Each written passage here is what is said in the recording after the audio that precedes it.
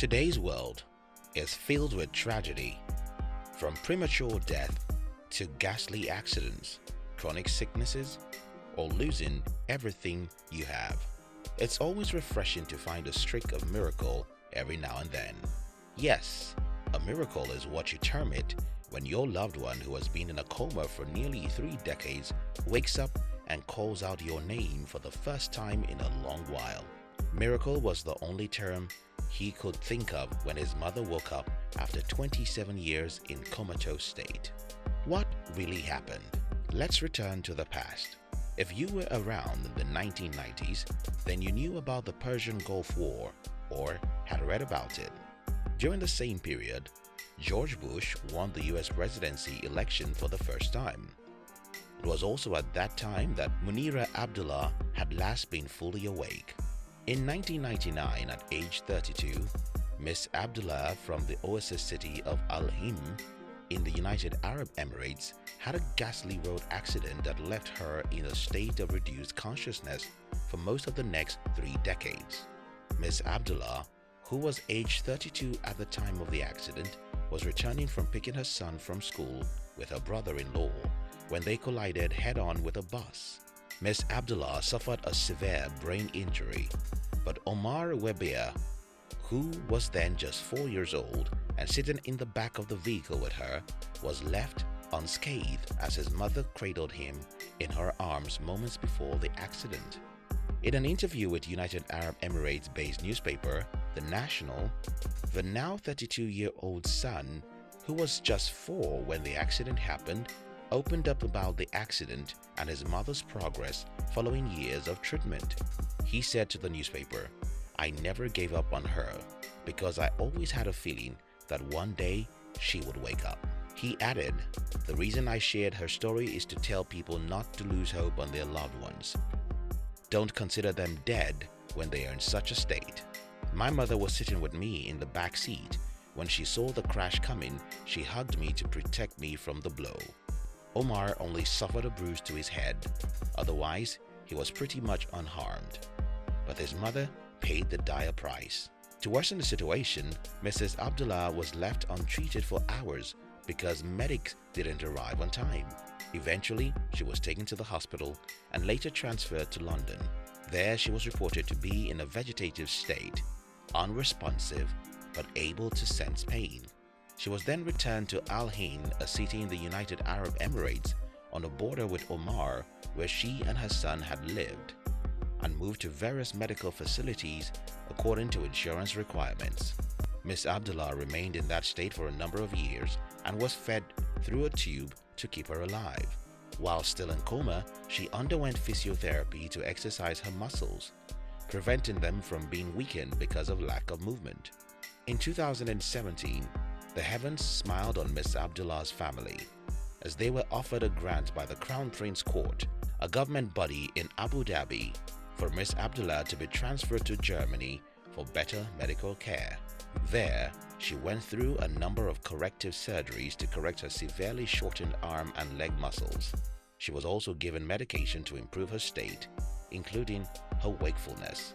In June 2019, after a harrowing 27 years, Munir Abdullah woke at the German hospital she was transferred to. The chief physician at the Schön Clinic, a private hospital with campuses around Germany, Dr. Friedman Müller, said that Ms. Abdullah had been in a state of minimal consciousness. He revealed that only a handful of cases like hers, in which a patient recovered after such a long period, had been recorded. In medical science, patients in a state of reduced consciousness are usually classified into 3 categories. In a full coma, the patient shows no signs of consciousness with eyes closed and unresponsive to the environment. A persistent vegetative state refers to those who seem awake but show no signs of awareness, while a minimally conscious state can include periods in which some response, such as moving a finger when asked, can be noted. All 3 categories are often referred to as coma. Signs that Ms. Abdullah was recovering started to emerge last year when her son was involved in an argument in her hospital room. This seemed to prompt his mother to stare.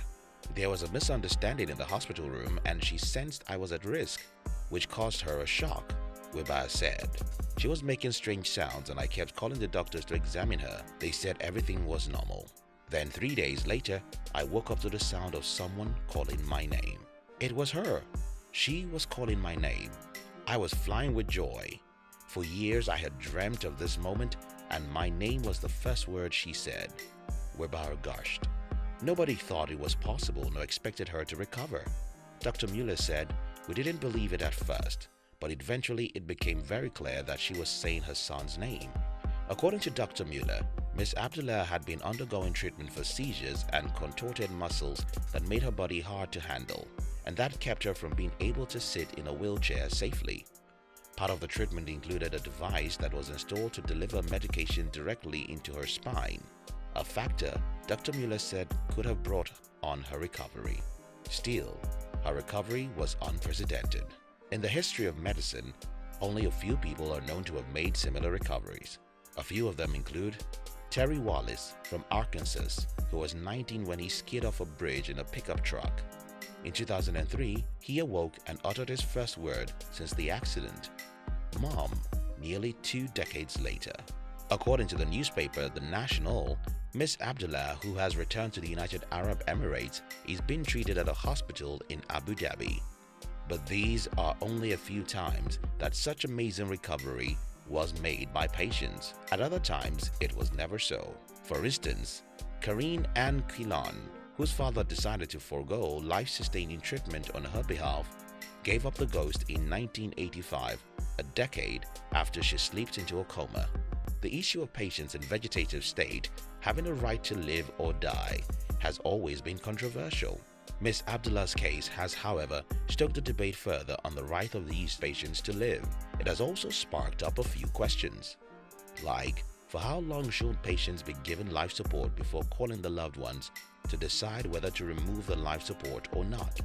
For developing countries like Nigeria, where medical care is very expensive and there's little or no health insurance, how can it be managed when the loved one cannot afford the exorbitant medical fees? Anyways, all these concerns don't bother Weber, who is still elated at his mother's recovery. According to the newspaper The National, Miss Abdullah, who has returned to the United Arab Emirates, is being treated at a hospital in Abu Dhabi. So, do you have a loved one in such state? Don't give up. A miracle can happen at any time. If you can afford it, do not take away the life support. Just a little more time, a little more faith, and all will be fine. Do you have anyone in coma? Share with us your experience in the comments section.